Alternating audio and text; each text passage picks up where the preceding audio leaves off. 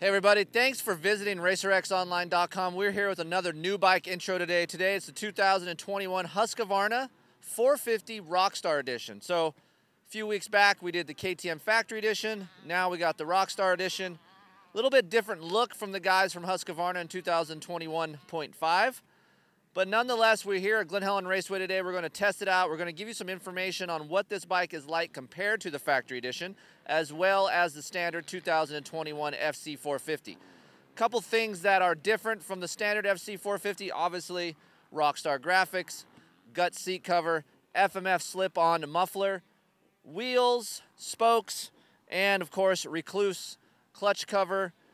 Also on this new Rockstar Edition is the Husqvarna My app. You can put that on your phone, iPhone, Droid, whatever you have, and then you can also change the way the power is delivered on this Rockstar Edition. I think it's pretty cool, a little bit easier than the Yamaha Power Tuner. You basically just drag a bar back and forth. If you want less engine braking, you want more, you want a little harder hit, softer hit. Are you riding in hard pack, gravel, sand? Easy to use. You guys can go back to RacerXOnline.com and go look at the archives, and there is a video on how to use the unit. So we're going to mess with that a little bit here today.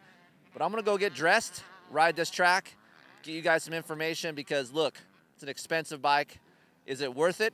Is it going to be better than the FC 450? Is it better than the Factory Edition? Let's break that down here in a little bit.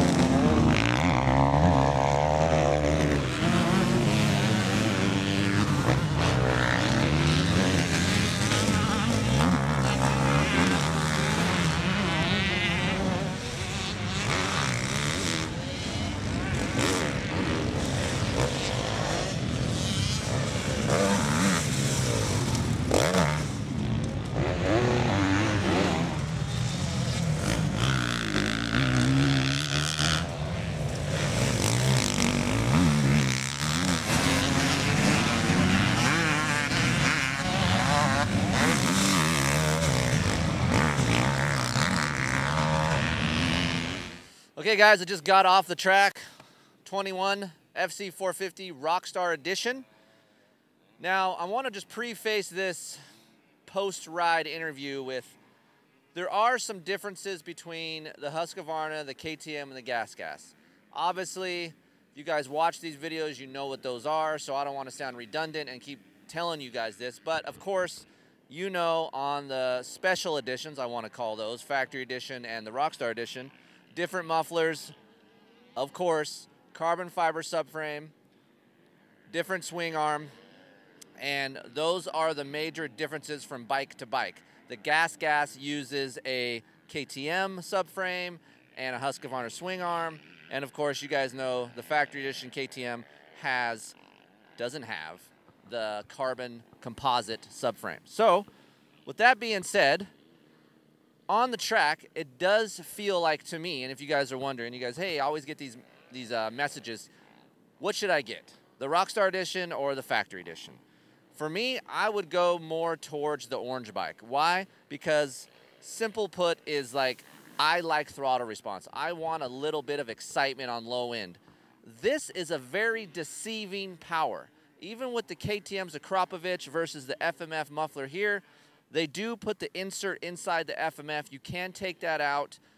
Gives you a little bit more low-end RPM response, but overall pulling power, leave that insert in on the FMF system. How does this engine ride at Glen Helen? What's the engine delivery like? So it's very deceiving, like I said, very smooth off the bottom end, easy to ride. So if you're looking for a 450 that, you know, some of you guys are like, hey, I'm scared of 450s. I don't know if I can ride it. This thing is super mellow. You will not get whiskey throttle. So what is this engine delivery like at Glen Helen? Okay, so I've said this before on the KTMs. Very easy to ride, very smooth, very usable. Nothing different here with the Rockstar Edition. I think it's even smoother off the bottom than the Factory Edition. Some of you guys email me and say, hey, Keefer, what should I pick, KTM or the FC 450 Rockstar Edition? I would go more towards the orange bike just because it has more throttle response. But if you're a guy that hasn't ridden in 10 plus years and you're like, I need to buy a 450, I'm a bigger dude, what should I get? This is a bike that's easy to ride, easy for you guys to manage. So I like that. I just need more, this little face I'm making, I need more excitement. I just want some more pop out of the soft corners that they have here at Glen Helen today. So I do appreciate that you can change some of this via connectivity unit on your phone.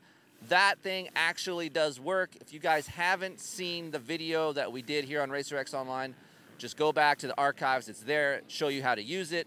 But for me, less engine braking on this Husqvarna does help with low end to mid RPM response. I like that. So if you guys have one of these, drag that little bar down to less engine braking and it works the best.